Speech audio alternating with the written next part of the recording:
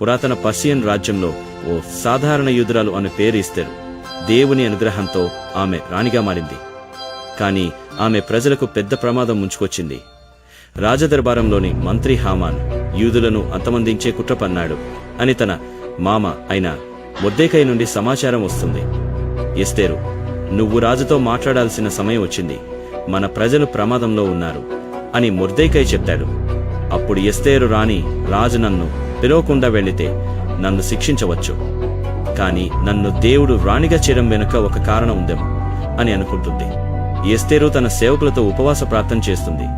తన మామ అయిన మొర్దెకైతో, నేను నా ప్రజ కోసం నేను దేవుని మీద నమ్మకం ఉంచి రాజుతో మాట్లాడతాను, నేను నశించినా సరే అని వెళ్తుంది. రాజు సింహాసనంపై కూర్చొని ఉంటాడు. ఎస్తేరు ఒక పక్క భయంతో తలతిప్పక్క రాజసభలో అడుగు పెడుతుంది.